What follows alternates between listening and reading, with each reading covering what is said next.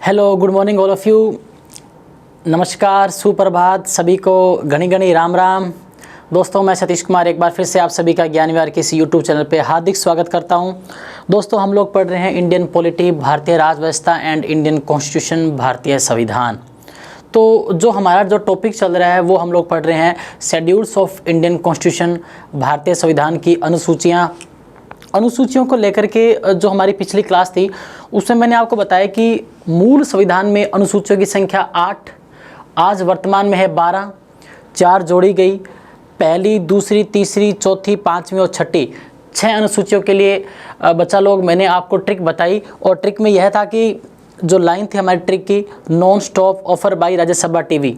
पहली अनुसूची में राज्यों के नाम, दूसरी में सैलरी, तीसरी में शपथ, चौथी में राज्यसभा सीटों का बंटवारा, पाँचवें हमने अनुसूचित जातीय क्षेत्र के प्रशासन और नियंत्रण की बात की, छठी में हमने बात की जनजातीय क्षेत्रों के बारे में, जो 4 राज्यों को जिसमें शामिल किया गया है, मेघालय, मिजोरम, त्रिपुरा, असम, जिसकी ट्रिक मैंने आप लोगों को बताई थी, ममता। और यह भी कहा था कि उत्तर पूर्वी राज्यों में मणिपुर भी आता है, तो हमें याद रखना है कि जो ममता है वो मणिपुर की नहीं है।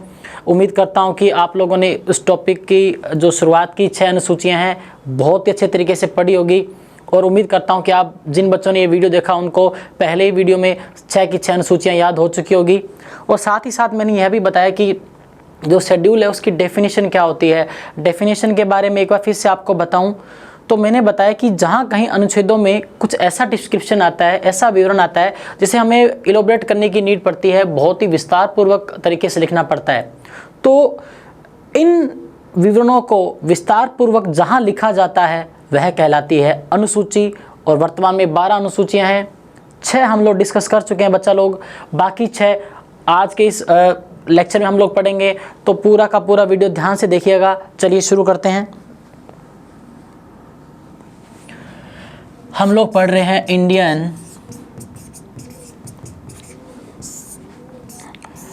पॉलिटी, भारतीय राज व्यवस्था।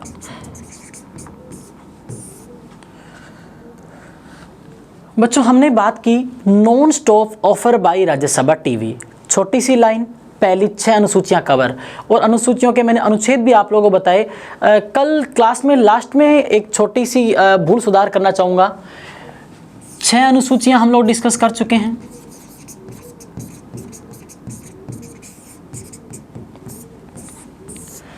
दोस्तों, 5वीं अनुसूची में मैंने आपको बताया, जो 5वीं अनुसूची है वो आर्टिकल कवर करती है 244। यह आर्टिकल था जो 5वीं अनुसूची को कवर करता है। इसके बाद मैंने लिखा कि जो 6 शेड्यूल है वह कवर करती है आर्टिकल 246। तो 246 के साथ मैंने आर्टिकल 275 का जिक्र किया कि छठी अनुसूची 2 अनुच्छेदों को कवर करती है। तो आप भूल सुधार कर लीजिएगा, ये जो त्रुटि हुई है, इंसान गलतियों का पुतला है, गलतियां तो होती रहती है प्यारे बच्चों। तो आप लोग इसकी जगह 244 ही करें एंड 275 जिसका मैंने जिक्र किया था। आप लोग ध्यान रखें, इसको आप लोग जहां आपने नोट किया है वहां से इसको काट दीजिएगा। आर्टिकल 246, आर्टिकल 246 7 शेड्यूल में कंसीडर होता है। तो आप लोग याद रखें, आर्टिकल 244 5वीं अनुसूची में भी बात कर रहा है, 5वीं अनुसूची को भी कवर कर रहा है। और छठी अनुसूची में आर्टिकल 244 और आर्टिकल 275। बच्चा लोग, आर्टिकल 246 को आप लोग हटा दीजिएगा, ये मतलब इस पर लाइन लगा दीजिएगा, ये गलत है। आर्टिकल 244 आप लोग सही कर लीजिएगा, क्योंकि एक छोटा सा बयान ज़िंदगी ख़राब कर सकता है। इसलिए कह रहा हूँ कि कोई भी गलती नहीं होनी चाहिए, गलती हो जाती है। तो यहाँ आप लोगों को मैंने बता दिया है, अब आप लोग इसको इस त्रुटि को सही कर लीजिएगा। चलिए आगे बढ़ते हैं। अब बात करेंगे बाकी 6 अनुसूचियों की। शुरुआत की 6 हम लोग पढ़ चुके हैं, कैसे क्वेश्चन बनता है मैंने आपको बता दिया है कि पहली अनुसूची किससे संबंधित, दूसरी किससे संबंधित, तीसरी, चौथी, पांचवी, छठी। शुरुआत की 6 अनुसूचियां बता चुका हूं। आज हम लोग डिस्कस करेंगे बाकी 6। इसमें आप लोगों को अच्छे से पढ़नी है 7वीं अनुसूची और 8वीं। इन 2 अनुसूचियों से ही बहुत बार क्वेश्चन आते हैं, तो आज जो शुरुआत की 2 अनुसूचियां हैं अच्छे से पढ़िएगा। चलिए शुरू करते हैं।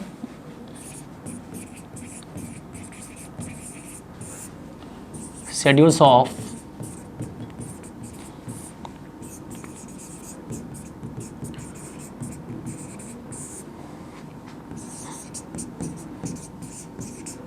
टॉपिक है हमारा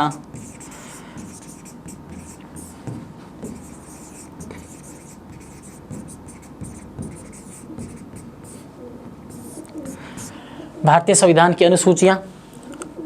आज जो हमारा है ये पार्ट 2 है। जैसे मैंने पहली एक लाइन बताई, आप लोगों को बोला कि या तो लाइन से ट्रिक से याद कर लीजिए, या अगर आपको लगता है कि आप लोग रट्टा मारने में सहज फील करते हैं, आसानी है आपको रट्टा मारने में, या सीधा आपको याद हो रहा है तो बहुत अच्छी बात है। जिन बच्चों को लगता है कि हमें तो ट्रिक से याद करना है, तो आप लोग पहली लाइन याद रखिएगा, non stop offer by Rajya Sabha TV. पहला अक्षर एन से नेम ऑफ स्टेट्स, दूसरा सैलरी, तीसरा शपथ, चौथा राज्यसभा सीटों का बंटवारा, 5वीं शेड्यूल ट्राइब्स के बारे में बताया, और छठा ट्राइबल एरिया जनजातीय क्षेत्र। 4 राज्य बताए थे मैंने आपको, क्वेश्चन भी बता चुका हूँ। जिन बच्चों ने पिछला वीडियो नहीं देखा है तो आप लोग ज़रूर देखें, क्योंकि टॉपिक आज पूरा हो जाएगा। तो 6 अनुसूचियाँ हो चुकी है। बाकी 6 के लिए फिर से एक छोटी सी अंग्रेजी की लाइन, जो मैंने आपको लास्ट क्लास में कहा था कि 2 छोटी सी इंग्लिश की लाइनें आपको 12 की 12 अनुसूचियां कवर करा देगी। जो बच्चे सीधा याद कर सकते हैं वो सीधा याद कीजिए, और जिनको इंग्लिश में याद करना अच्छा लगता है वो इंग्लिश वाले ट्रिक से याद कीजिए। शुरू करते हैं। देखिएगा जो ट्रिक है, नेक्स्ट लाइन की लाइन देखिएगा, difficult language by Latin America prime minister. अब लाइन हम लोग लिख चुके हैं, difficult language by Latin America prime minister. और जैसा कि मैंने आप लोगों को कहा कि हमें हिंदी नहीं बनानी है कि कठिन भाषा का प्रयोग लैटिन अमेरिका के प्रधानमंत्री के द्वारा, तो हिंदी हमें नहीं बनानी। आपको बस हाँ याद करने के तौर पे आप लोग बना सकते हो कि ऐसा कुछ लाइन था कि कठिन भाषा का प्रयोग लैटिन अमेरिका के प्रधानमंत्री के द्वारा। देन आप उसको अगर इंग्लिश में ट्रांसलेट करोगे तो आपको मे बी लाइन याद आ जाए, और लाइन याद आ गई तो आप ये जो बाकी 6 की 6 अनुसूचियाँ पूरी कर सकते हो।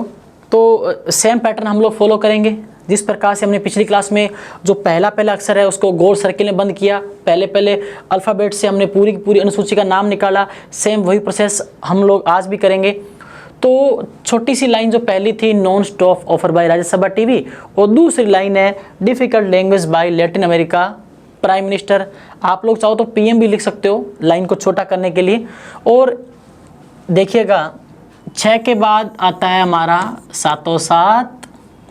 जिस प्रकार से राज्य को हमने पूरा बंद किया था, उसी प्रकार से लैंग्वेज को भी हम लोग पूरा का पूरा गोल सर्किल में करेंगे। आप चाहो तो पहला अक्षर ले सकते हो, कोई दिक्कत नहीं है, लैंग्वेज से भाषा ही बनेगी। और यहाँ पे देखिएगा बाई, पहली लाइन में नॉन स्टॉप ऑफर बाई जी को मैंने अंडरस्कोर में बंद किया था और कहा था कि ये साइलेंट है, बाई का यूज स्ट्रिक में नहीं है। यहाँ पे भी आप लोग देख पा रहे हो कि बाई जी चुप ही रवेला, तो बाई जी यहाँ साइलेंट है। ओके, इसके बाद 8 के बाद आता है 9 के बाद 10, 11 और 12। बस ये आपने अनुसूचियाँ होगी पूरी। तो भाइयों ध्यान दीजिएगा, difficult language by Latin America prime minister, पहला अक्षर गोल घेरे में बंद करें। जब 12 की 12 अनुसूचियों का ये लेक्चर जब पूरा हो जाए तो आप लोग प्रैक्टिस करें।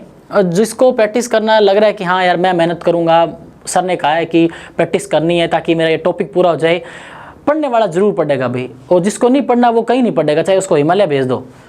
तो यहाँ ध्यान दीजिएगा, अब एक एक करके हम लोग फिर से एक एक अनुसूची के बारे में पढ़ेंगे। तो जो 7 नंबर है, डी से देखिएगा, डिस्ट्रीब्यूशन ऑफ पावर्स।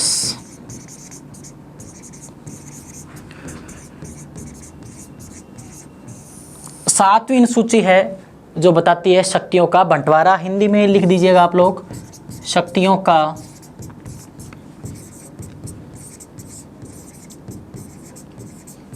विभाजन।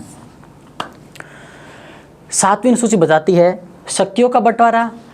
बच्चा लोग, मैं शक्तियों का बंटवारा कह दूं या मैं विषयों का बंटवारा कह दूं, कोई दिक्कत नहीं है, एक ही बात है। भारत में जो शासन व्यवस्था चल रही है, जो प्रशासनिक ढांचा अपना कार्य कर रहा है, वो पूरा का पूरा इन्हीं शक्तियों के मध्य सिमटा हुआ है, इन्हीं शक्तियों के अकॉर्डिंग कार्य कर रहा है। यहाँ मैं बात कर रहा हूँ विषयों का बंटवारा या शक्तियों का बंटवारा जो किया गया है हमारे भारत में। जो 2 प्रकार की सरकार है, केंद्र सरकार और राज्य सरकार, central government and state government के बीच में विषयों का बंटवारा, शक्तियों का बंटवारा हुआ है। इसको थोड़ा विस्तार पूर्वक बताऊँ तो देखो, जो विभाजन है पावर्स का, ये केंद्र सरकार और राज्य सरकार के बीच में, स्टेट गवर्नमेंट और सेंट्रल गवर्नमेंट। अब क्वेश्चन ये उठता है कि शक्तियों का बंटवारा दोनों सरकारों के मध्य क्यों किया गया है, कि जो पावर्स या सब्जेक्ट डिस्ट्रीब्यूट हुए हैं केंद्र और राज्य सरकार के बीच में, वाई। तो ध्यान दीजिएगा, इसका आंसर है भारतीय प्रशासनिक ढांचे को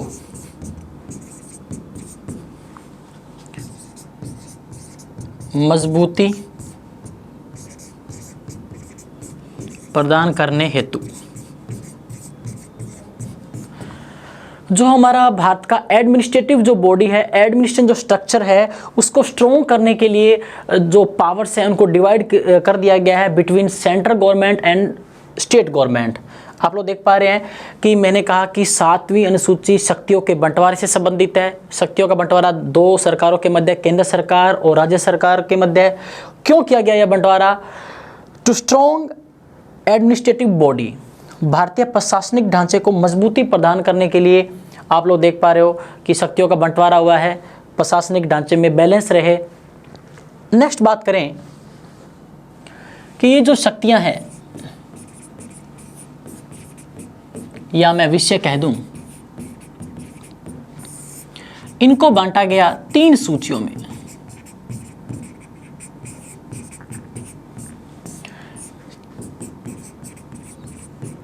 थ्री लिस्ट इंटू 3 लिस्ट। ये जो डिस्ट्रीब्यूशन ऑफ पावर है, शक्तियों का बंटवारा है, शक्तियों का विभाजन है, 3 सूचियों के मध्य हुआ है। आप लोग ध्यान दीजिएगा, अगर हमसे पूछता है कि शक्तियों का बंटवारा केंद्र और राज्य के मध्य कितनी सूचियों में शक्तियों के बंटवारे का उल्लेख मिलता है, तो ध्यान दीजिएगा 3 सूचियों में। ये 3 सूचियां कौन सी है, ध्यान दीजिएगा। ये है हमारी संघ सूची, दूसरी है राज्य सूची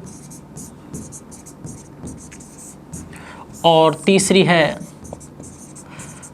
समवर्ती सूची। बच्चों लोग इसको बोलते हैं इंग्लिश में union list, this is state list and this one concurrent list.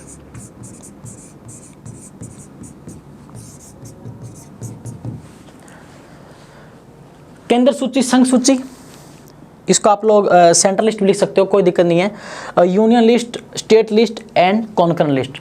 7वीं सूची शक्तियों का बंटवारा कितनी में लिस्टों में, 3 लिस्टों में, 3 सूचियों में। ये जो 3 सूचियां हैं, पूरे के पूरे जो भारतीय प्रशासनिक ढांचे को मजबूत करने वाली जो इकाइयां हैं, उनको इन 3 लिस्टों में डिवाइड किया गया है। बात की जाए कि संघ सूची में, कभी कभार यह भी क्वेश्चन आता है कि वह सूची बताओ जिस पे कानून बनाने का अधिकार, या वह सूची जिसमें जितने भी विषय शामिल है उस पे कानून बनाने का अधिकार केवल और केवल केंद्र सरकार के हाथ में है। तो हमारा उत्तर होना चाहिए संघ सरकार या केंद्र सरकार। नाम से पता लग जाएगा। राज्य सूची में शामिल विषयों पे कानून बनाने का अधिकार पूछे तो नाम से पता लग जाएगा राज्य सूची। समवर्ती सूची में कानून बनाने का अधिकारों की बात की जाए तो दोनों सरकारें। यहाँ से क्वेश्चन बन सकता है कि वह सूची बताओ जिसमें शामिल विषयों पे जो कानून है बनाने का अधिकार दोनों सरकारों के पास है, वह सूची कौन सी है? समवर्ती सूची। ध्यान दीजिएगा, समवर्ती सूची। और यहाँ मैं लिख देता हूँ, कानून बनाने का जो राइट है, जो अधिकार है, इसमें है केंद्र सरकार के पास, इसमें है राज्य सूची में नाम से स्पष्ट हो रहा है राज्य सरकार, और समवर्ती सूची में बोथ, दोनों, केंद्र प्लस राज्य। बच्चों, शक्तियों का बंटवारा 3 सूचियों में, संघ सूची, राज्य सूची, समवर्ती सूची। संघ सूची में जो विषय शामिल है उस पर कानून बनाने का अधिकार केंद्र सरकार के पास, राज्य सूची में शामिल विषयों पर कानून बनाने का अधिकार राज्य सरकार के पास, और समवर्ती सूची में कानून बनाने का अधिकार जो विषयों पे है वो दोनों सरकारों के पास है, केंद्र और राज्य। इन 3 सूचियों के अलावा एक चौथी जो सूची है उसको बोलते हैं हम लोग रेजिडुअरी लिस्ट होती है, एक अवशिष्ट शक्तियाँ। जिन विषयों का उल्लेख इन तीनों सूचियों में नहीं होता उनको दिखाया जाता है अवशिष्ट जो शक्तियाँ हैं उसमें। हम लोग बात करेंगे अवशिष्ट शक्तियों की भी। तो अभी तक तो हम लोगों ने ये जाना, बाकी 6 अनुसूचियाँ जो आपके सामने लाइन थी, difficult language by Latin America prime minister, D से डिस्ट्रीब्यूशन ऑफ पावर्स, शक्तियों का बंटवारा या विभाजन, कितनी सूचियों में, और ये जो विभाजन है 2 सरकारों के मध्य, किस लिए विभाजन किया गया? भारतीय प्रशासनिक ढांचे को मजबूती प्रदान करने के लिए। और ये जो शक्तियां हैं 3 लिस्टों में डिवाइडेड है, देख पा रहे हो आप लोग, union list, state list and concurrent. और बात की जाए, एक बात और बताता हूं आपको कि यह जो समवर्ती सूची है, याद रखिएगा, ऑस्ट्रेलिया के संविधान से ली गई है।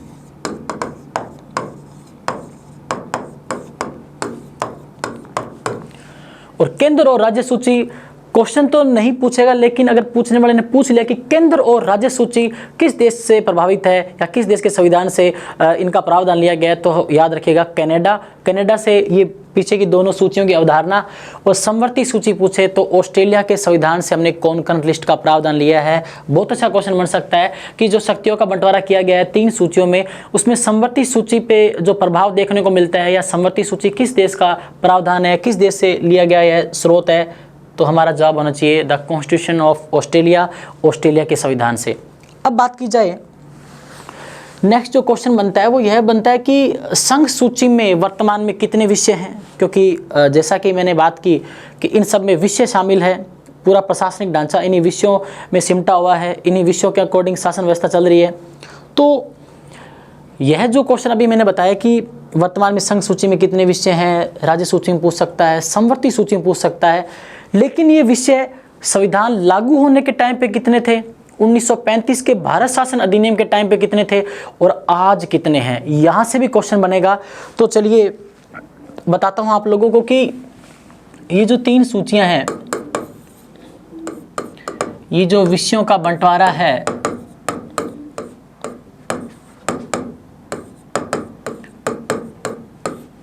Distribution of powers, distribution of subjects, यहाँ बात करेंगे हम लोग विषयों की। तो ध्यान दीजिएगा, विषयों की संख्या 1935 के गवर्नमेंट ऑफ इंडिया एक्ट 1935 के भारत शासन अधिनियम के समय में पूछी जा सकती है। इसके बाद 1950, इसके बारे में आपको 2-3 बार बता चुका हूँ। 1950 की जब भी बात आए तो दिमाग में आना चाहिए संविधान लागू होने वाला समय, और वर्तमान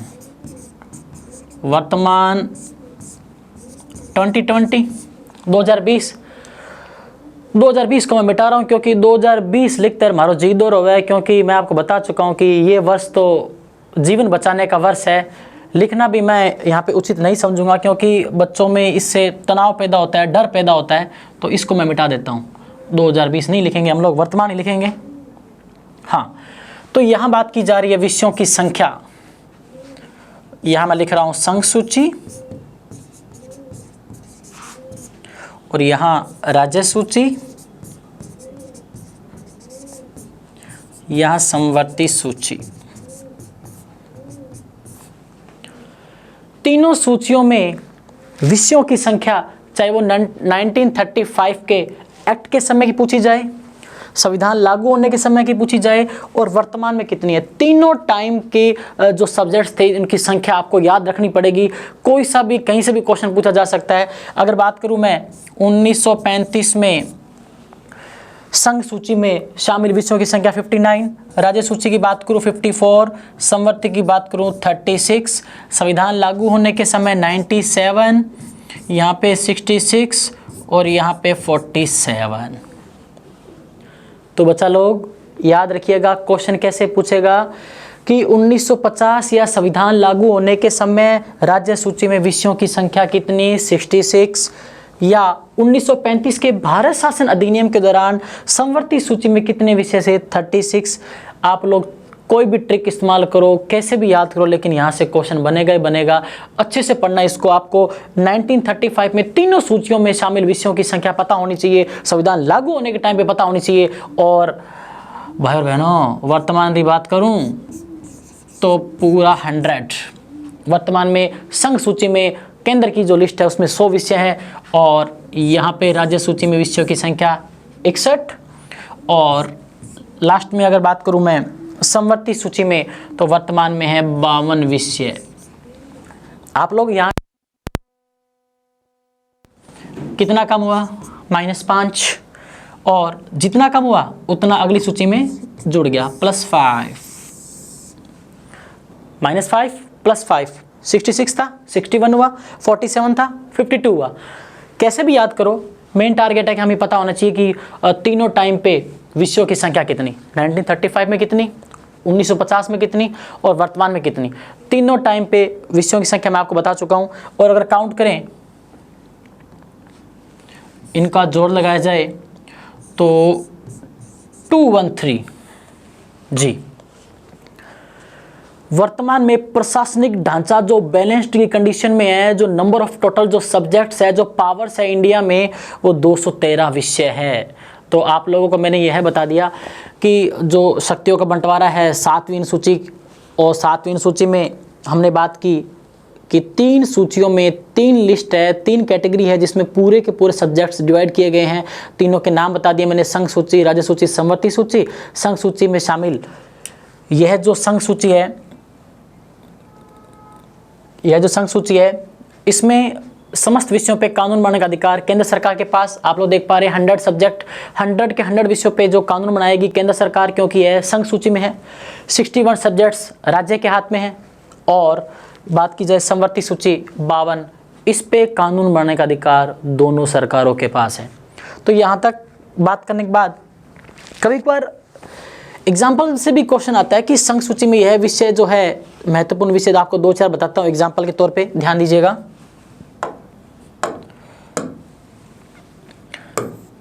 अगर बात करूं संघ सूची,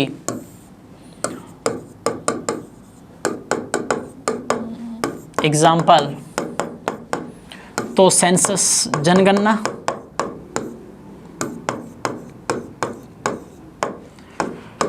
नेशनल हाईवे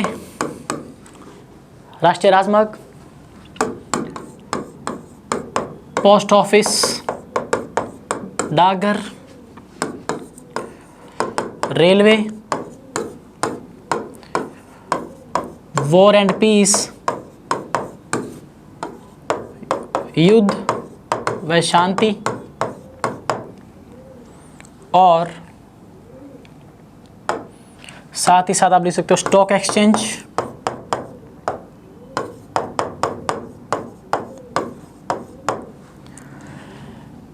फॉरेन अफेयर्स विदेश मामले, बात करूं डिफेंस, रक्षा, ईटीसी। काफ़ी है। ये महत्वपूर्ण विषय जो मैंने आपको उदाहरण सहित बताए हैं, क्वेश्चन कैसे आएगा, जनगणना निम्नलिखित में से कौन सी सूची का विषय है? संघ सूची, राज्य सूची, समवर्ती सूची, ऑप्शन डी इनमें से कोई नहीं, या अवशिष्ट शक्तियां। उत्तर होना चाहिए संघ सूची। नेशनल हाईवे, राष्ट्रीय राजमार्ग, संघ सूची। पोस्ट ऑफिस, संघ सूची। टेलीकॉम सेक्टर, संघ सूची। रेलवे, संघ सूची। War and peace, external affairs, विदेश मामले, डिफेंस एंड स्टॉक एक्सचेंज, और भी बहुत सारे महत्वपूर्ण सब्जेक्ट्स इसके अंदर शामिल है। लेकिन हमें पता होना चाहिए बच्चों, आप लोगों को अच्छे से मेहनत करनी पड़ेगी। ये वो सारे के सारे महत्वपूर्ण विषय है जो एग्जाम में पूछे गए हैं, उन सब का मैंने आपको बताया है। आप चाहो तो एक और याद कर लेना, telecom sector, telecom sector and also banking sector, banking भी यूनियन लिस्ट संघ सूची का विषय है। इसके बाद हम लोग बात करें राज्य सूची में, लोकल गवर्नेंस, स्थानीय स्वशासन, लोकल,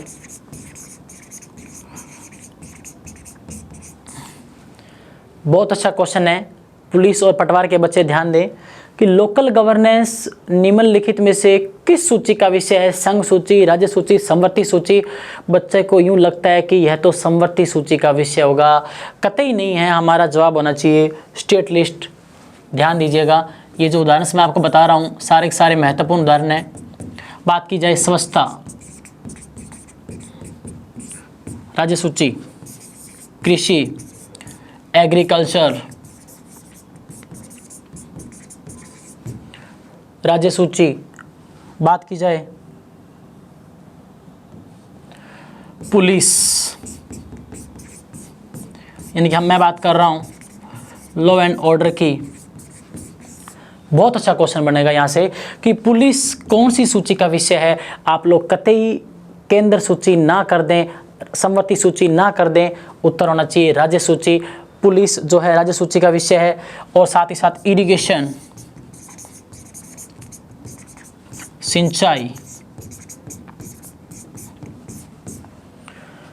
सिंचाई, कृषि, पुलिस, लोकल गवर्नेंस, स्वच्छता, और भी बहुत सारे विषय हैं इसके अंदर जो जैसा कि मैंने जिक्र कर चुका हूँ 61। तो आप लोगों को अच्छे से मेहनत करनी है। ये महत्वपूर्ण उदाहरण मैं आप लोगों को बता रहा हूँ। संघ सूची का हुआ, राज्य सूची का हुआ। बात करें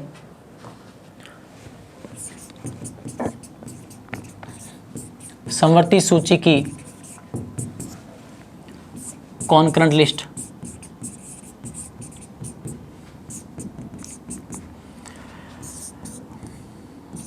कानून बनाने का अधिकार, जैसा कि मैंने बताया, कानून बनाने का अधिकार केंद्र व राज्य सरकार दोनों के पास है। केंद्र व राज्य सरकार दोनों के पास है। उदाहरण के तौर पे बात की जाए, फॉर एग्जांपल, कि इसमें कौन कौन से विषय हैं, तो हमारा जो एजुकेशन है, शिक्षा, याद रखिएगा, शिक्षा समवर्ती सूची का विषय है। बात करें आर्थिक नियोजन, इकोनॉमिक प्लानिंग, समवर्ती सूची का विषय है। और अगर बात की जाए, एक बार फिर से देखिएगा,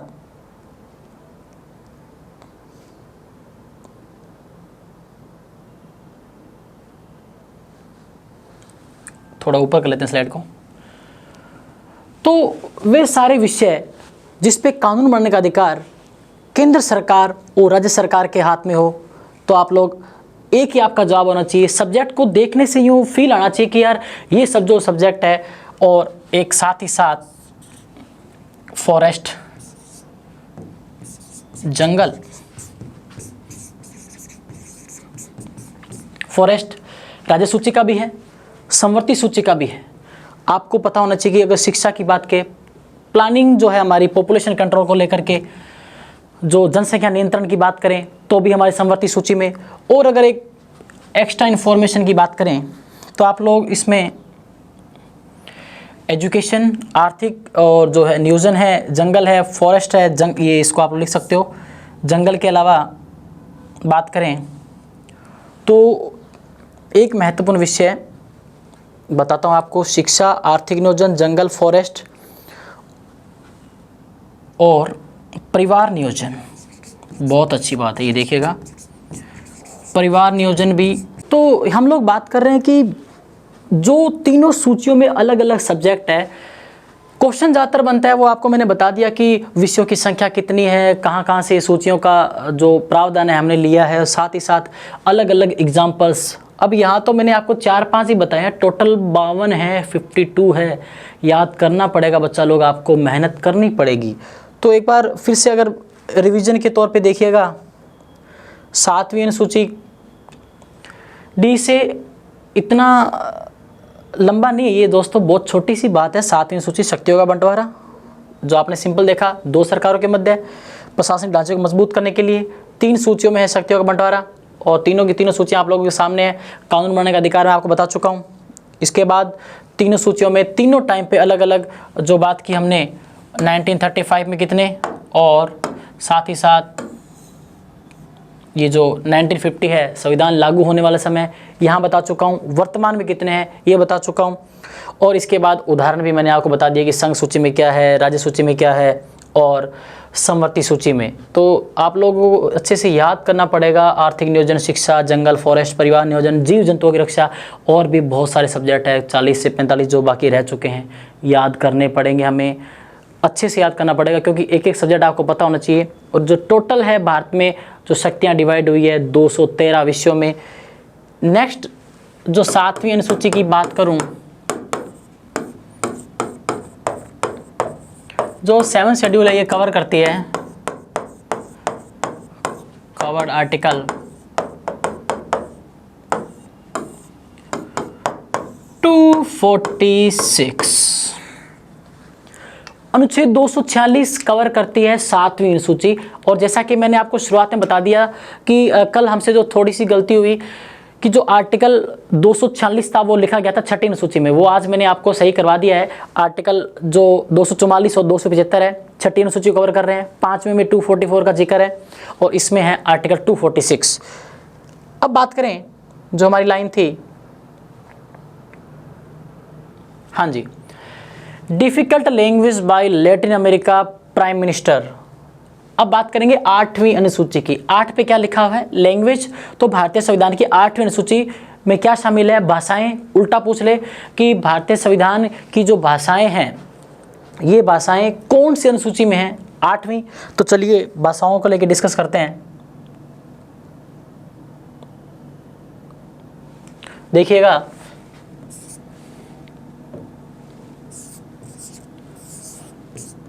आठवीं अनुसूची लैंग्वेजेस, भाषाएं।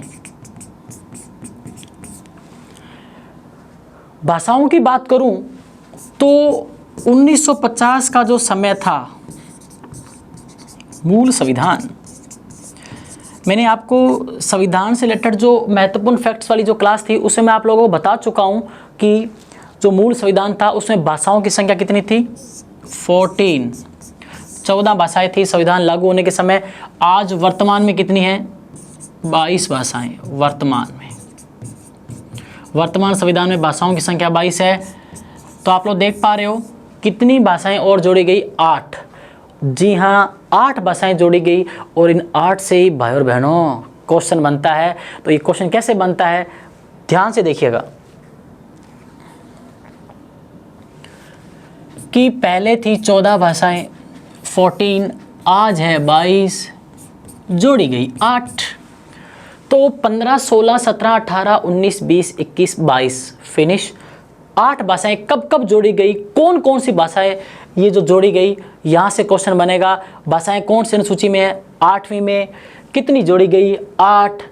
तो याद रखने का तरीका है कि कितनी भाषाएं जोड़ी गई, 8। और अनुसूची भी कौन सी है, 8वीं। याद रख सकते हो आप लोग, नहीं तो बहुत आसान है, आप लोग डायरेक्ट भी याद कर सकते हो। अब बात करें 15वीं भाषा, 15वीं, 16वीं, 17वीं और 18वीं। ध्यान दीजिएगा। 15वीं भाषा हमारे संविधान में जोड़ी गई सिंधी। संविधान लागू हुआ, 14 भाषाओं को मान्यता थी, 14 भाषाओं को जगह दी गई 8वीं सूची में। इसके बाद 14 भाषाओं के बाद जो पहली भाषा जोड़ी गई, ध्यान दीजिएगा, 14 भाषाओं के बाद पहली भाषा जो जोड़ी गई वो सिंधी थी, यानी कि इसका जो सीक्वेंस था वो 15 नंबर की थी, 15वां था, और इसको जोड़ा गया 21वां संविधान संशोधन। यहाँ मैं से लिख रहा हूँ, से का मतलब कॉन्स्टिट्यूंट अमेंडमेंट से है, संविधान संशोधन से है। संशोधन का मतलब मैं आपको बता चुका हूँ, परिवर्तन, चेंजेस, बदलाव। संशोधन का जिक्र भी मैं कर चुका हूँ कि मुख्यतः 2 प्रकार का होता है, साधारण और विशेष बहुमत, प्लस विशेष बहुमत और आधे राज्यों की स्वीकृति। वी विल डिस्कस लेटर, जो हम लोग बात करेंगे भाग 20 की संविधान संशोधन की प्रक्रिया की, तब हम लोग डिस्कस करेंगे। लेकिन यहाँ जो मुद्दा उठ रहा है वो मुद्दा है कि ये जो 15वीं भाषा जोड़ी गई सिंधी, कौन से वर्ष में जोड़ी गई और कौन सा संविधान संशोधन लाना पड़ा इस भाषा को भारतीय संविधान की 8वीं सूची में जोड़ने के लिए। तो ये जो संविधान संशोधन हुआ 1967। बच्चा लोग याद रखिएगा, 2 क्वेश्चन कैसे बनेंगे। 21वां संविधान संशोधन किस वर्ष हुआ? 1967, नंबर 1।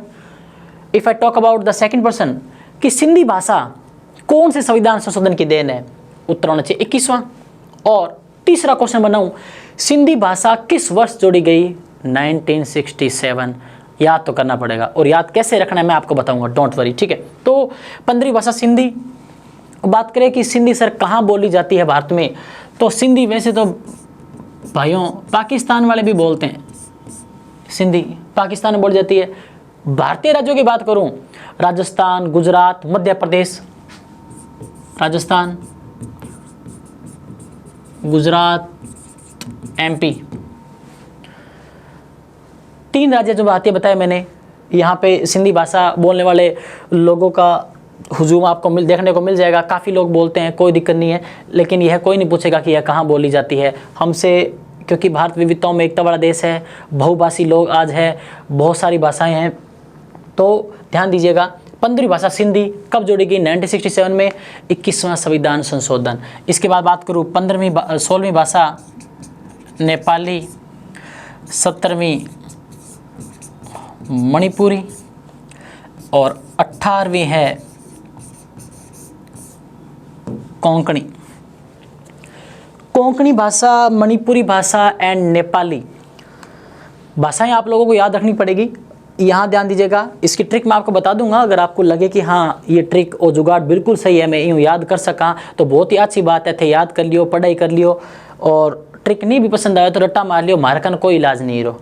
तो देखो 15वीं भाषा में थाने बताई सिंधी, 21वां संविधान संशोधन लाया गया, कॉन्स्टिट्यूंट अमेंडमेंट 1967, से का मतलब संविधान संशोधन, ओके। तो इसके बाद जब 3 भाषाओं को एक ही वर्ष में जोड़ा गया, एक ही अमेंडमेंट के थ्रू, नेपाली, मणिपुरी, कोंकणी, तीनों के तीनों 71वां संविधान संशोधन 1992, 1992। बहुत अच्छा क्वेश्चन बनाया जा सकता है यहाँ से कि 71वें संविधान संशोधन के द्वारा संविधान की 8वीं सूची में किन भाषाओं को जगह दी गई। तब ऑप्शन ए बनेगा नेपाली, मणिपुरी, सिंधी, बी बनेगा नेपाली, मणिपुरी, कोंकणी, और सी बनेगा कोंकणी, मणिपुरी, सिंधी, और ऑप्शन डी उपयुक्त सभी या इनमें से कोई नहीं। कैसा भी बनाया जा सकता है ऑप्शन, लेकिन हमें पता होना चाहिए नेपाली, मणिपुरी, कोंकणी 3 भाषाएं। या इंडिविजुअली पूछे मणिपुरी भाषा कौन से संविधान संशोधन की देन है, उत्तर होगा 71। मणिपुरी भाषा को किस वर्ष संविधान की 8वीं सूची में शामिल किया गया, 1992। कोंकणी पूछे, नेपाली पूछे, अपने को पता होनी चाहिए। और रही बात नेपाली की बात करूँ कहाँ बोली जाती है, तो नेपाली मुख्यतः सिक्किम में आपको देखने को मिल जाएगी। मैक्सिमम सिक्किम में लोग बोलते हैं नेपाली। मणिपुरी नाम से पता लग रहा है, मणिपुर। कोंकणी मुख्यतः भारत में गोवा में बोली जाती है, कोंकणी भाषा गोवा में बोली जाती है, मणिपुरी मणिपुर, और नेपाली सिक्किम। तो अपने को याद कैसे रखना है, 2 तरीके हैं भाई। देखो सिंधी से मिलता जुलता जुगाड़ है सेंधा। वैसे एक नॉर्मली हम लोग वर्ड जुगाड़ बना रहे हैं ताकि याद हो जाए। सेंधा नमक, सेंधा नमक, नमक की बात कर रहा हूँ। देखो ने, मैं, कै, कैसे कोंकणी, मैं से मणिपुरी, न से नेपाली। और यहाँ से आप लोग निकाल सकते हो सेंधा। इतो याद रखना है, सेंधा नमक जोड़ा गया, सेंधा नमक, शुरुआत में सेंधा नमक, सेंधा से सिंधी और नमक से नेपाली, मणिपुरी, कोंकणी। पूरी लाइन तब बनेगी जब हम लोग बाकी 4 भाषाएं याद करेंगे। तो आप लोग चाहो तो डायरेक्ट याद कर सकते हो, पहले सेंधा, सिंधी, इसके बाद नमक जोड़ा गया। क्या जोड़ा गया? नमक, नेपाली, मणिपुरी, कोंकणी। कब कब, कौन सा ईयर, कौन सा अमेंडमेंट आप लोगों की स्क्रीन पे है। अच्छे से आप लोग चाहो तो इसका स्क्रीनशॉट ले सकते हो, स्क्रीनशॉट आराम से ले लीजिए आप लोग, समय है आपके पास। चलिए 4 भाषाओं को जगह दे चुका हूं। आगे देखिएगा 19, 20, 21, 22। 19वीं भाषा बोडो, 20वीं डोंगरी। ये डोगरी भी लिखा आता है कई किताबों में, कोई दिक्कत नहीं है। इसके बाद मैथिली। जो इंग्लिश मीडियम के बच्चे हैं इन भाषाओं को बोडो से बोडो, डोंगरी से डोंगरी एंड मैथिली से मैथिली के बोलो, कोई फर्क नहीं पड़े लो।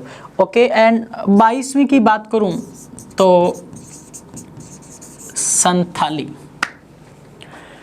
8 भाषाएं जोड़ी गई। कब कब जोड़ी गई आप लोगों के सामने है। बात करूं, ये चारों के चारों याद रखने में आसानी इसलिए होगी, एक ही संविधान संशोधन था इनके लिए, 92वां संविधान संशोधन 2003।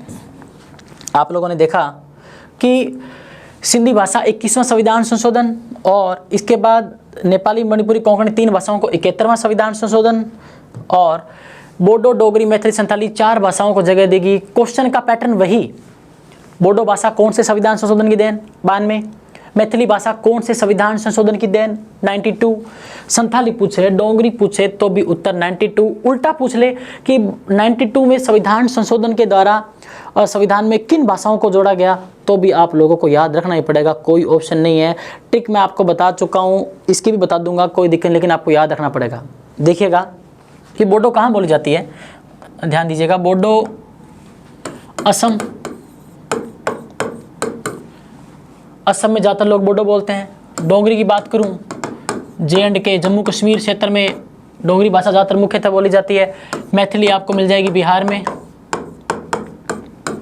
और संथाली बिहार में भी मिल जाएगी आपको, मुख्यतः मिलेगी वेस्ट बंगाल में, पश्चिम बंगाल में।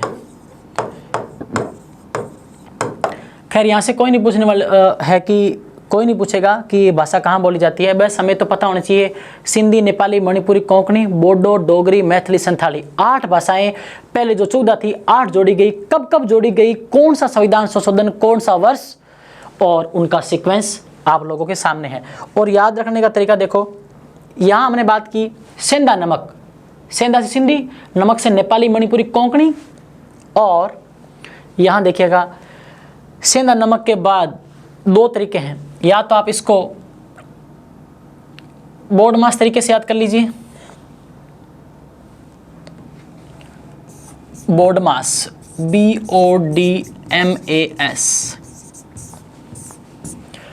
बोर्ड मास सिंपली हम लोग जानते हैं कि मैथ का टॉपिक है सरलीकरण में, जिसमें पूरा नाम होता है bracket of division, multiply, addition and subtraction की जो सीरीज दी गई है, उसमें सबसे पहले ब्रैकेट को खोलना होता है, उसके बाद हम लोग भाग देते हैं, फिर गुणा, फिर जोड़, फिर लास्ट में घटाओ, बोर्ड मास। तो ध्यान दीजिएगा, BO से बन गई हमारी बोडो, बोडो, D से बन गई डोगरी, MA से बन गई मैथिली, और S से बन गई भाई बहनों संथाली। तो ध्यान दीजिएगा सेंधा नमक बोर्ड मास, यहाँ ध्यान दो बस आप लोग कि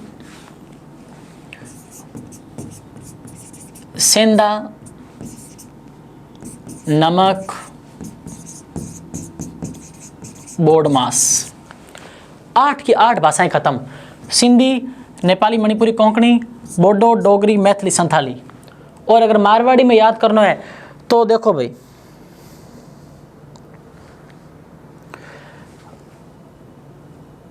मारवाड़ी में देखिएगा जो इन चारों से जो लाइन बनती है कि बोडो से बन गई बुड्ढी, डोगरियों आप लिया डोकरी, बुड्ढी डोकरी थाली में मेथी लावे, बुड्ढी डोकरी थाली में मेथी लावे, और सागे काई लावे सेंधो नमक। बुढ़ी डोकरी थाली में मेथी लावे, तो बुढ़ी से बोडो और डोगरी से डोगरी, थाली से संथाली और मेथी से मैथिली, और साथ में सेंधा नमक, सेंधा से सिंधी, नेपाली, मणिपुरी, कोंकणी। मैंने आपको दोनों तरीके बता दिए, आपको जो आपको सूटेबल हो आप लोग याद कर सकते हो। सेंधा नमक बोडमास। अब अमेंडमेंट भूल जाए तो कि गुरुजी माने तो संशोधन याद कौन रही हो कि कौन से संशोधन से कौन सी भाषा जोड़ी गई, तो इसकी ट्रिक देखिएगा। यहाँ सिंधी भाषा थी 21वां, यहाँ था 71वां, ये आपको मैंने बताया 1967। ईयर आप लोगों को याद रखना पड़ेगा भाई, ईयर आपको अच्छे से याद रखना पड़ेगा। इसकी बात करूं तो हमने डिस्कस किया 1992 और लास्ट वाला था हमारा 2003 और ये था हमारा 92। तो आप लोग देख पा रहे हो, सेंधा नमक बोडमास याद रख लोगे या बुढ़ी डोकरी थाली में मेथी लावे, जो आपको सूटेबल लगे आप याद करें। लेकिन यहाँ देखिएगा बड़ी बात, अगर संशोधन भूल जाएं कि हमें याद नहीं आया कि मैथिली भाषा कौन से संविधान संशोधन की देन है, तो अगर आपको शुरुआत वाले दोनों याद हैं, यहाँ याद नहीं आ रहा कि जो मैथिली है, डोगरी है, कौन से संविधान संशोधन की देन है, तो शुरुआत वाले दोनों का योग याद रखिएगा। 21 और 71 प्लस करोगे तो 92 आएगा। और अगर आपको नमक भाषा जो है नेपाली, मणिपुरी, कोंकणी, तीनों में से कोई भाषा कौन से संविधान संशोधन की देन है याद नहीं आ रहा, पहला 21वां संशोधन याद है, 92वां याद है, तो 92 में से माइनस कर दीजिएगा तो 21 माइनस करोगे तो 71 आ जाएगा। 21 और 71 इज इक्वल टू 92 और बाकी आपके सामने है। तो 7वीं अनुसूची शक्तियों का बंटवारा, 8वीं भाषाएं, 9वीं अनुसूची की बात करें, जो लाइन देखिएगा भाई, मेहनत आप लोगों को अच्छे से करनी पड़ेगी। कंटेंट में मैं आप लोगों को कोई कमी नहीं आने दूंगा। चलिए, difficult language, distribution of powers language होगी। एल पे लिखा है 9 लैंड रिफॉर्म, भूमि सुधार, 9वीं अनुसूची देखिएगा।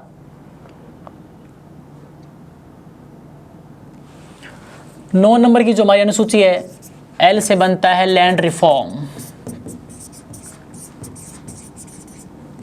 भूमि सुधार। 8 अनुसूचियां हम लोग पूरी कर चुके हैं। 8 के बाद जैसा कि मैंने कहा कि मूल संविधान में 8 अनुसूचियां थी और आज है 12, तो 4 जोड़ी गई बच्चा लोग। ये जो 4 कब जोड़ी गई, 8 के बाद पहले यही है। भारतीय संविधान में प्रथम संविधान संशोधन 1951 के बदौलत इस अनुसूची को संविधान के अंदर जोड़ा गया, जो है भूमि सुधार। नाम से पता लग रहा है कि इसका क्या पर्पस है। भूमि संबंधी जितने भी अधिनियम है उनसे संबंधित ये हमारी 9वीं अनुसूची है। बात की जाए कब जोड़ा गया इसको, प्रथम संविधान संशोधन 1951। भारतीय संविधान में जो अभी तक 104 संविधान संशोधन जो कंप्लीट हो चुके हैं, उसमें पहला भारतीय संविधान के इतिहास में जो प्रथम संविधान संशोधन था वो था भूमि सुधार को लेकर के 1951 में। पूछा जाए भूमि सुधार को जो अनुसूची है कब जोड़ी गई, 1951 में, और संविधान लागू होने के बाद प्रथम अनुसूची कौन सी जोड़ी गई, तो अभी भूमि सुधार। इसमें जो बातों का उल्लेख है वो ध्यान दीजिएगा। पहली बात, इसमें बात की गई है भूमि सुधारों के लिए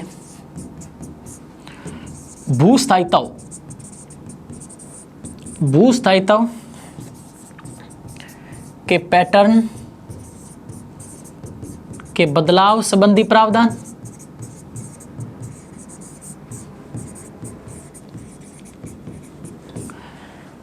भूमि सुधार के लिए जो भूस्थायित्व का जो मुद्दा होता है, चाहे उसके पैटर्न में बदलाव हो, बदलाव करने तो न्यायपालिका में चुनौती दी गई हो, इन संबंधी बातों का प्रावधान इस 9वीं अनुसूची में है। पहली बात तो मैंने आपको यहाँ बताई, अब मैं सरल भाषा में भी आपको समझाऊंगा।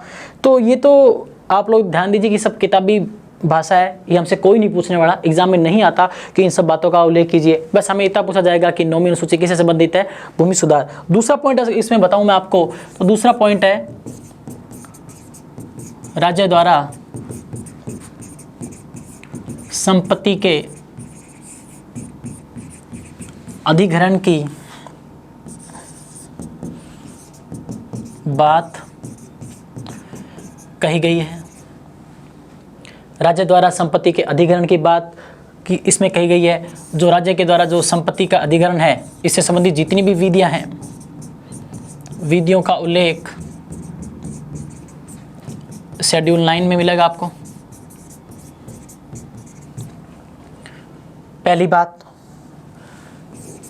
महत्वपूर्ण बात,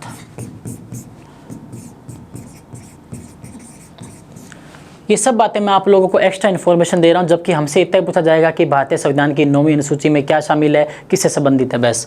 तो 9 शेड्यूल को जो प्रोटेक्शन प्राप्त है, वो है आर्टिकल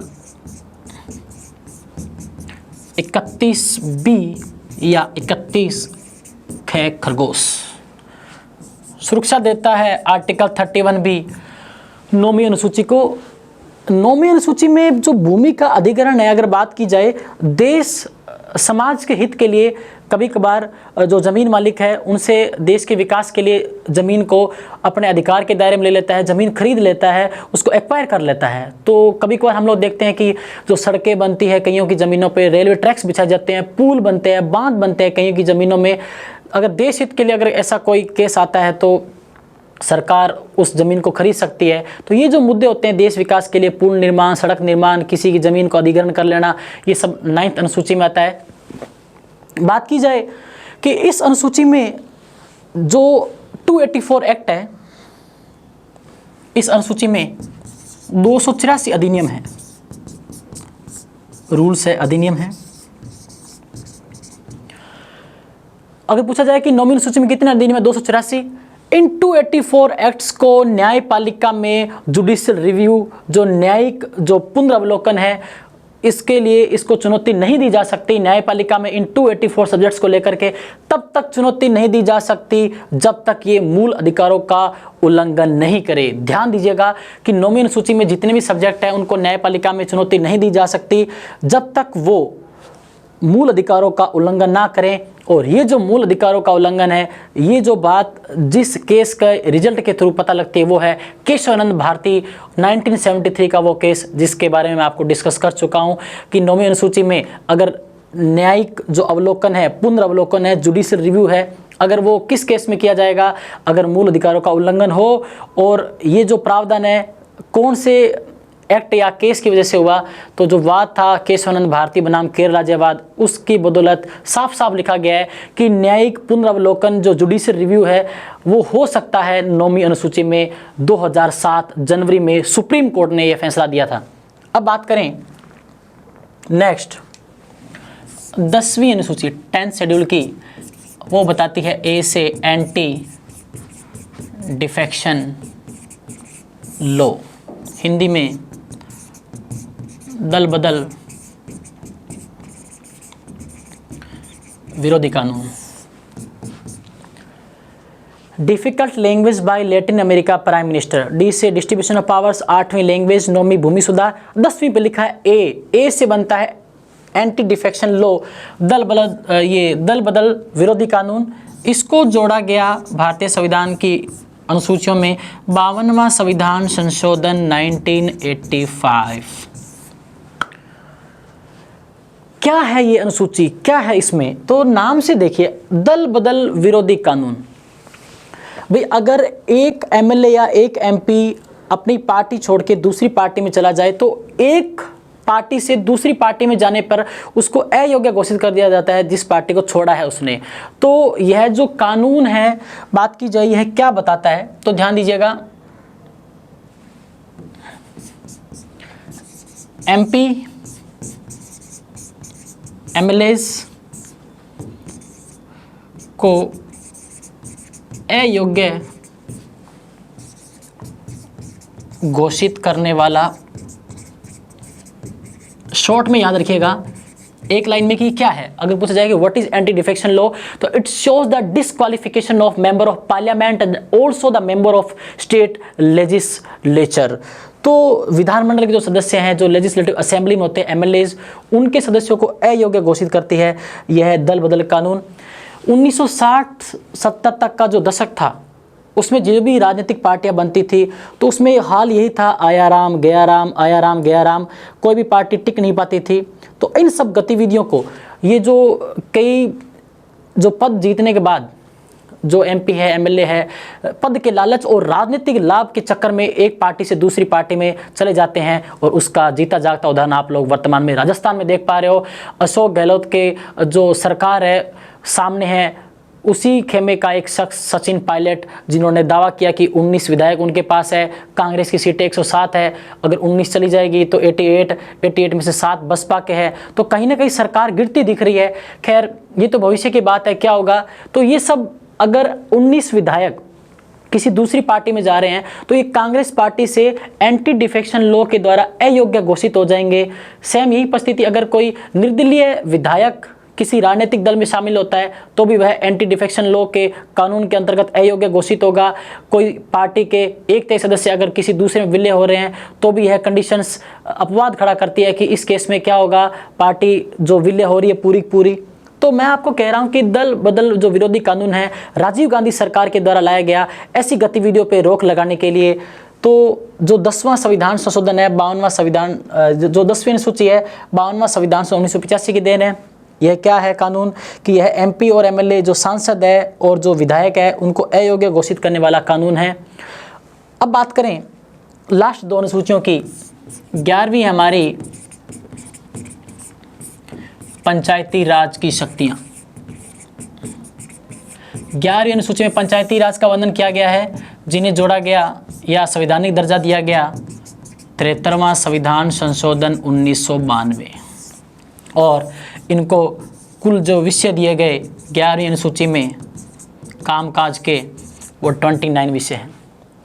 पंचायती राज स्थानीय जो प्रशासन है, स्थानीय जो लोकल बॉडी है, उसका सबसे बड़ा उदाहरण है।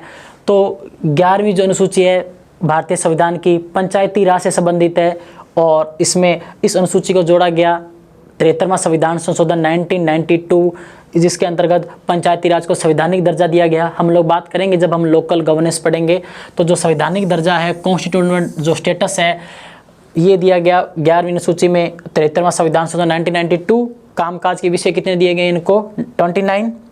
लास्ट बात की जाए 12वीं अनुसूची की, तो जब ग्रामीण विकास के लिए जब पंचायती राज की बात आती है तो शहरी विकास के लिए शब्द आता है म्यूनिसिपैलिटीज़, नगर पालिकाएं।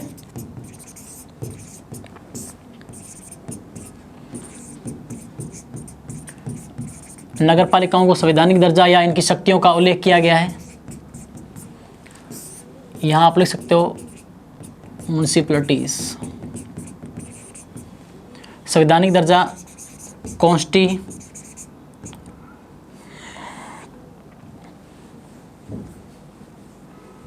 इंग्लिश में लिख सकते हैं आप लोग कॉन्स्टिट्यूशनल स्टेटस। नगर पालिकाओं को शहरी विकास के लिए 12वीं अनुसूची में जोड़ा गया 74वां संविधान संशोधन 1992, और कामकाज के विषय दिए गए 18। 8 अनुसूचियों के बाद 9वीं अनुसूची 1951, 10वीं 1985 और 11वीं और 12वीं 1992। कौन सा अमेंडमेंट मैंने आपको बता दिया, लाइन भी बता दी। Difficult language by Latin America prime minister, P से पंचायती राज, M से म्यूनिसिपैलिटीज़।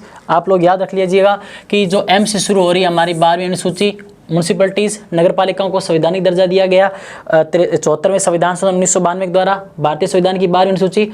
मैं आप लोगों को नगरीय जो शासन व्यवस्था है 11वीं और 12वीं अनुसूची पूरा का पूरा एक चैप्टर पढ़ाऊंगा जब हम लोग राजस्थान पॉलिटी में डिस्कस करेंगे, राजस्थान जो राज व्यवस्था को लेकर के डिस्कस करेंगे। और 10वां था दल बदल जो कानून था, और 11वां P से बनेगा जब आप लाइन याद करोगे पंचायती राज की शक्तियाँ, इनको जो कॉन्स्टिट्यूशनल स्टेटस दर्जा दिया गया, और कुल विषय है 29। तो आज हमने बात की 6 जो अनुसूचियाँ थी, difficult language by Latin America prime minister, D से शक्तियों का बंटवारा, 8वीं भाषाएं, कौन कौन सी भाषा कब कब जोड़ी गई, क्या क्या था सूचियों में, सब कुछ बताया मैंने आपको। बस आपको अच्छे से नोट करना है, मेहनत करनी है। और उसके बाद 9वीं अनुसूची भूमि सुधार, 10वीं दल बदल, 11वीं पंचायती राज, और 12वीं आप लोगों मैंने बताई नगर पालिकाएँ।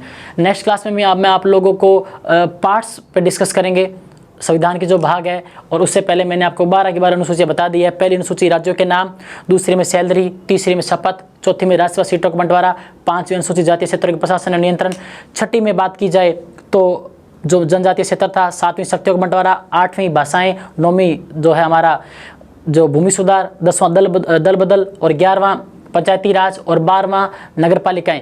नौवीं अनुसूची अगर बात करें और 8वीं जो अनुसूची थी, 8वीं अनुसूची कवर करती है आर्टिकल 344 और 351, और उसके बाद जो दल बदल वाली है ये आपको 1985 में जो आर्टिकल कवर करेगी 102। तो लिख देता हूँ मैं, एक बार ध्यान दीजिएगा। जो 9th थी भूमि सुधार, ये आर्टिकल कवर करेगी आपका 31B, 31 है। और जो 10th शेड्यूल है ये आपका कवर करेगी आर्टिकल 102,